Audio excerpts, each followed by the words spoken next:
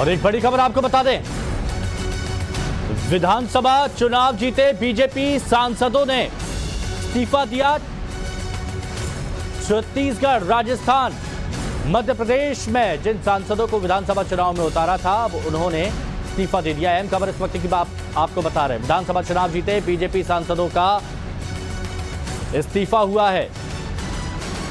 छत्तीसगढ़, राजस्थान, मध्य प्रदेश में ये सांसद चुनावी मैदान में उतरे थे। अमित कुमार हमारे सहयोगी हमारे साथ जुड़ चुके हैं। अमित, क्या खबर है? ये देखिए, 12 सांसद चुनाव जीते हैं जो तीनों राज्यों में, और उन तमाम जो सांसद में से 12 में से 10 सांसदों के साथ जेपी नड्डा जो कि अध्यक्ष हैं वो पहुंचे यहाँ पर लोकसभा अध्यक्ष के कमरे में, और बाकायदा उन्होंने इस्तीफा दिया है। बालकनाथ और रेणुका सिंह, ये 2 लोग यहाँ पर अवेलेबल नहीं है, तो फिलहाल उन्होंने 2 लोगों ने इस्तीफा नहीं दिया, लेकिन 10 लोगों ने इस्तीफा दे दिया है।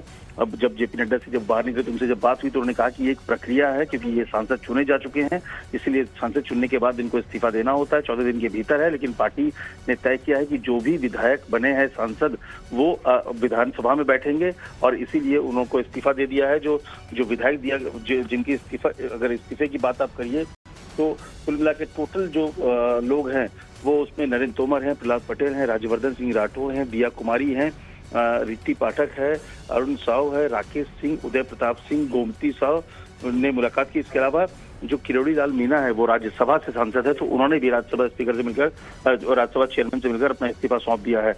तो 12 सांसद चुने गए थे छत्तीसगढ़, मध्य प्रदेश और राजस्थान में, उनमें से 10 लोगों ने अपना इस्तीफा सौंप दिया है। अमित, आपका अनुभव क्या कहता है? इतना लंबा अनुभव आपका रहा है, आपका अनुभव क्या कहता है कि आगे की क्या तैयारी है, कैसे एडजस्ट किया जाएगा और क्या प्लान होगा आगे?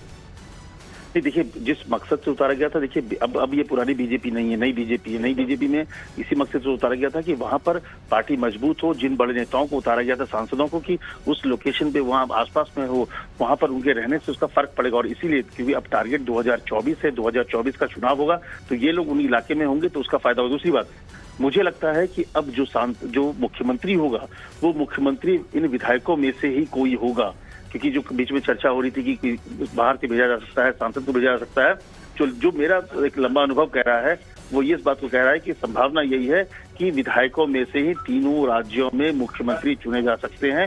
और इसीलिए, क्योंकि उनको जिम्मेदारी दी गई थी कि विधानसभा चुनाव लड़ने का कुछ न कुछ मकसद होगा, कुछ न कुछ सोच होगी, प्रधानमंत्री मोदी की, अमित शाह की, जेपी नड्डा की, क्योंकि इन लोग बड़े अनप्रेडिक्टेबल माने जाते हैं। इस पॉलिटिक्स में एकदम चेंज किया है नरेंद्र मोदी, अमित शाह के रिजीम ने, कि जहां लोग सोचना बंद करते हैं, वहां के बाद उन्होंने सोचना शुरू करते हैं।